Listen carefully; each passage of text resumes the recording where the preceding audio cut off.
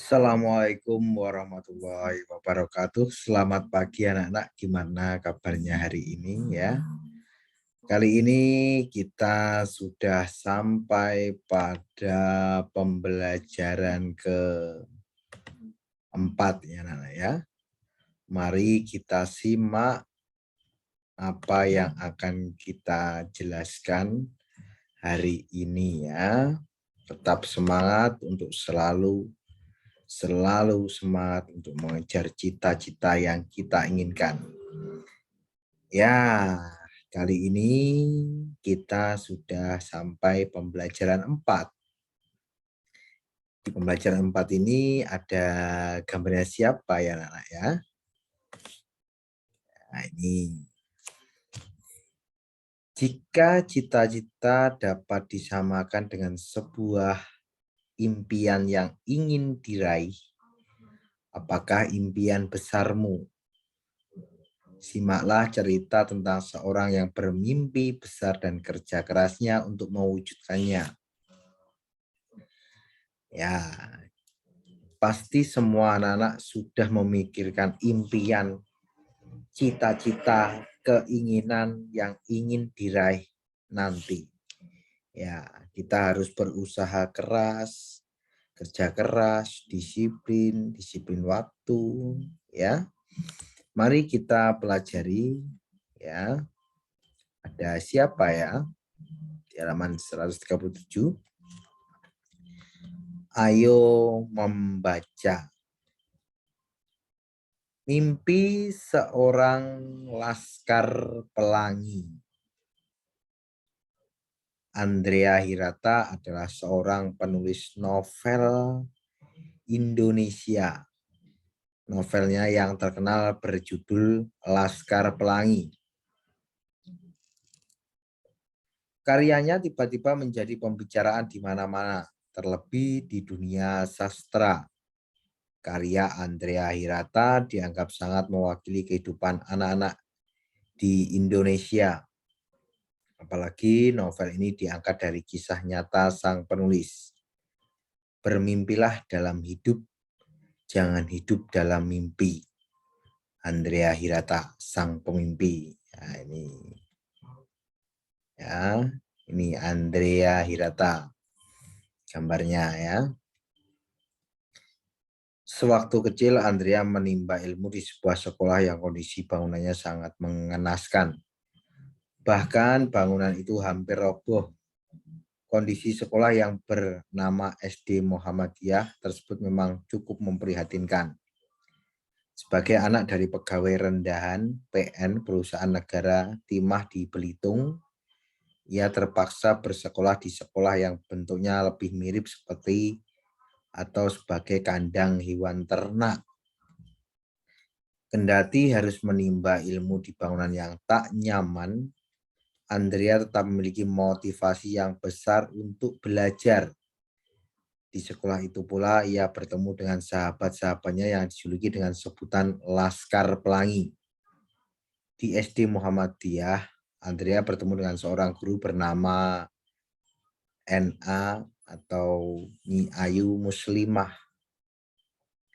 Kegigihan Bu Muslimah untuk mengajar siswa yang hanya berjumlah tak lebih dari 11 orang itu ternyata sangat berarti bagi kehidupannya. Berkat Bu Muslimah, Andrea mendapatkan dorongan yang membuatnya mampu menempuh jarak 30 km dari rumah ke sekolah untuk menimba ilmu. Bu Muslimah juga yang memacunya untuk mengejar cita-citanya bersekolah di negeri seberang Perancis. Sebuah mimpi dan cita-cita yang sangat mustahil kala itu. Ya, sekolahnya dengan jarak rumahnya ke sekolah menempuh jarak 30 meter ya, begitu jauh ya, seperti dari sini ke Kediri ya, jauh. Tapi dengan semangat ingin punya mimpi ya, tetap semangat menimba ilmu. Kita masuk ke halaman 137. Ya, di sini ada diagram nih. Diagram. Lengkapilah diagram berikut ini berdasarkan bacaan sebut. Ya, seperti biasanya kita tandai, lengkapilah diagram berikut ini berdasarkan bacaan tersebut. Halangan yang dihadapi apa? Terus cita-cita Andrea Hirata, sikap yang dimiliki, usaha yang dilakukan. Apa kesimpulanmu terhadap usaha Andrea Hirata untuk meraih cita-citanya? Ya, tuh ditandai. Kemudian Andrea Hirata telah membuktikan kekuatan mimpinya. Ia pun memiliki beberapa orang di sekelilingnya yang sangat mendukung usahanya untuk mencapai mimpinya. Meskipun ia miskin, bahkan tinggal di daerah yang terpencil, mimpinya telah membawanya kepada prestasi yang luar biasa. Kita buka halaman 139. Bacalah puisi di bawah ini dalam hati dengan saksama, pahamilah arti dan maknanya. Ada puisi ya. Laskar Pelangi, karya Nietzsche. Mimpi adalah kunci untuk kita menaklukkan dunia. Berlarilah tanpa lelah sampai engkau meraihnya. Laskar Pelangi takkan terikat waktu. Bebaskan mimpimu di angkasa, warnai bintang di jiwa. Menarilah dan terus tertawa, walau dunia tak seindah surga. Bersyukurlah pada yang kuasa, cinta kita di dunia selamanya. Cinta kepada hidup memberikan senyuman abadi, walau hidup kadang tak adil, tapi ingat, tapi cinta lengkapi kita ya. Ini seperti lagu ya. Mungkin Pak Edu bisa nyanyi sedikit-sedikit ya. Seperti mimpi adalah kunci untuk kita menaklukkan dunia. Berlarilah tanpa lelah sampai engkau meraihnya.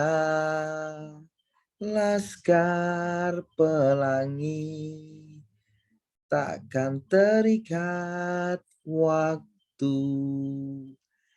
Bebaskan mimpimu di angkasa, warnai bintang di jiwa. Menarilah dan terus tertawa, walau dunia tak seindah surga.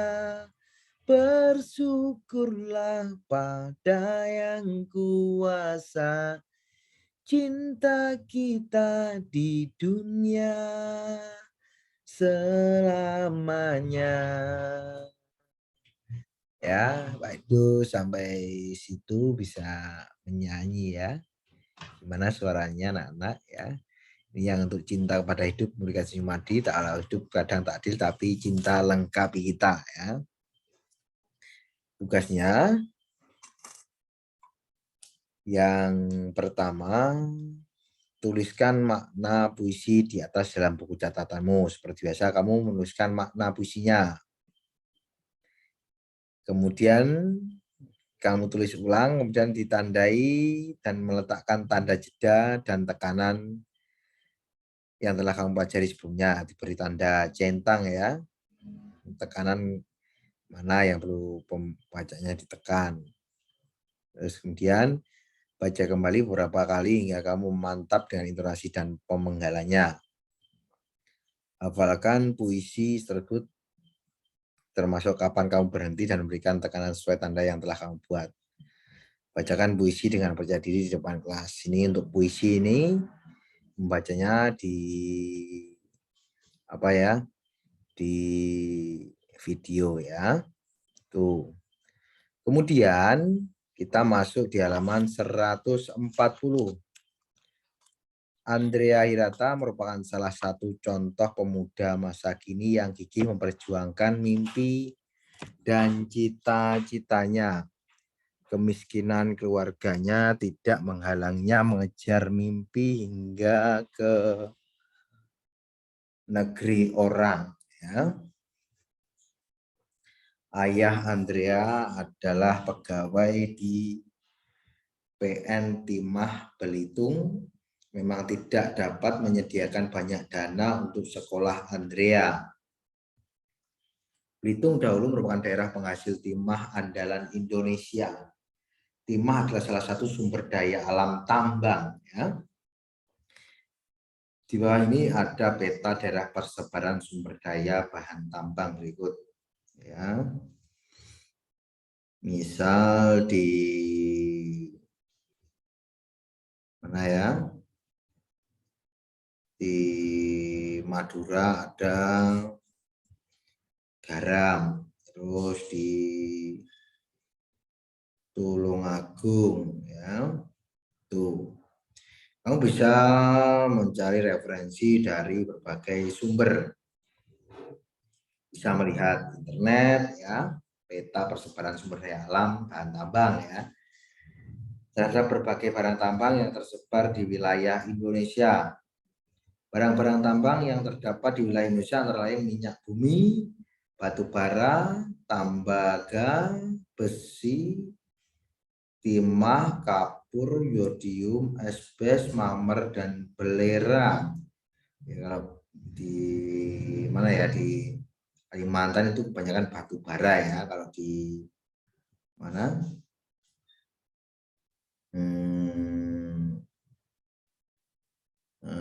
Mana? Irian Jaya ya, emas ya. Itu. Ayo berlatih. Barang tambang sangat diperlukan untuk memenuhi kebutuhan industri. Ada banyak manfaat dari bahan tambang.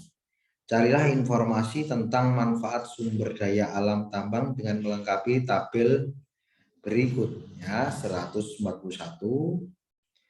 Kamu kotai ya, kerjakan. Ini ada 1, 2, 3, 4, 5, 6, 7, 8, 9. Ada 9 yang akan kamu tuliskan barang tambangnya apa, kemudian manfaatnya juga begitu. Setelah itu, berdasarkan tabel dan peta sumber daya bahan tambang tersebut, jawablah beberapa pertanyaan berikut. Ya, ini dikerjakan, ditandai. Yang pertama, barang tambang apa saja yang terdapat di provinsimu.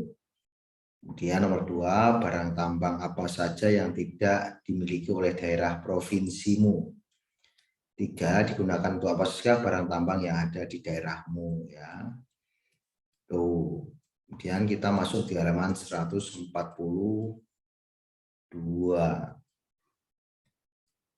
Ayo mengamati. Nah, itu kita masuk di halaman selanjutnya yang ayo mengamati. Jika kamu perhatikan sekali lagi peta persebaran sumber daya alam yang ada di Indonesia, apakah kesimpulanmu? Setiap daerah di Indonesia menghasilkan sumber daya alam yang berbeda-beda, akan tetapi sebagai bagian dari Negara Kesatuan Republik Indonesia, semua sumber daya alam itu dikelola negara untuk kemakmuran rakyatnya. Keragaman sumber daya alam di berbagai daerah tersebut akan memperkuat rasa saling membutuhkan antara satu daerah dengan daerah yang lain. Tidak hanya keragaman sumber daya alam, keragaman kegiatan keagamaan di Indonesia juga menjadikan Indonesia sebagai negeri yang unik. Sebagai negeri yang unik, keragaman itu justru meningkatkan kerukunan antar umat beragama. Perhatikan beberapa kegiatan keagamaan yang ada di Indonesia. Kamu dapat dengan mudah mengetahui dari kalender nasional yang menandai kegiatan hari raya keagamaan sebagai hari libur nasional. Tahukah kamu tentang perayaan-perayaan agama ke-6 agama besar di Indonesia? Bagaimana para umat beragama merayakannya? Bawahnya yang ayo berlatih. Lengkapilah tabel berikut ini dengan menggunakan berbagai sumber informasi. Jelaskan tujuan perayaan keagamaan dan bagaimana masyarakat di daerahmu merayakannya. Lakukan kegiatan ini secara berpasangan, gunakan kalender tahun ini untuk mengetahui hari raya keagamaan.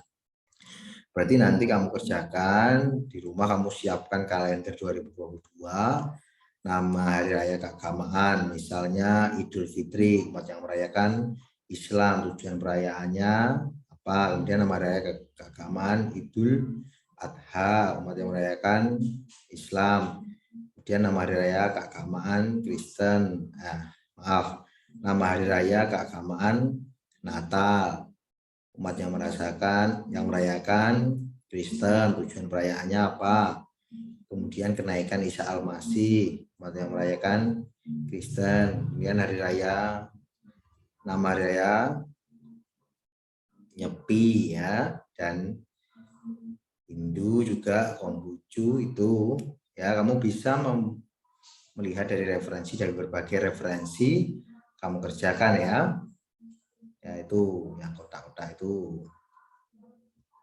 Pilihlah salah satu perayaan keagamaan yang paling kamu ketahui yang dilakukan masyarakat di daerah kamu tinggal. Tuliskan penjelasanmu dalam sebuah paragraf dan tuliskan di bawah ini nama perayaan, misalnya Idul Fitri, tujuan perayaannya apa, sejarah singkat tentang perayaannya apa, kamu kerjakan. Kemudian cara masyarakat merayakan dengan cara, misal kalau Idul Fitri ya silaturahmi antar tetangga ya, seperti itu ya.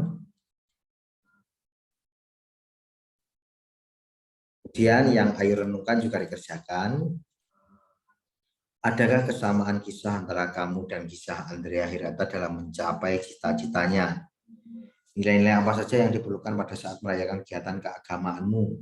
Tuh, sikap apa yang perlu dikembangkan pada saat ada perayaan keagamaan dari umat beragama yang berbeda denganmu? Terus kemudian, keterampilan apa sajakah yang kamu kembangkan pada hari ini? Ya, itu. Ya mungkin sampai sini ada sesuatu yang kurang jelas, kurang paham, kurang mengerti ya.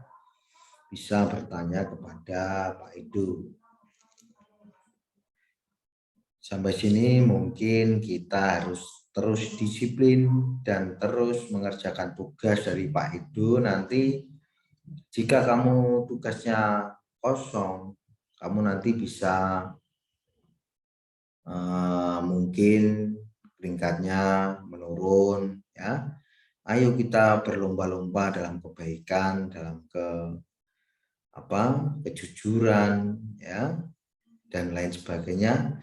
Maka dari itu Pak Edu harapkan untuk yang belum mengumpulkan tugas menari, tugas kolase, tugas pembelajaran ya, kami harap Pak Edu menunggu tugas yang akan anak-anak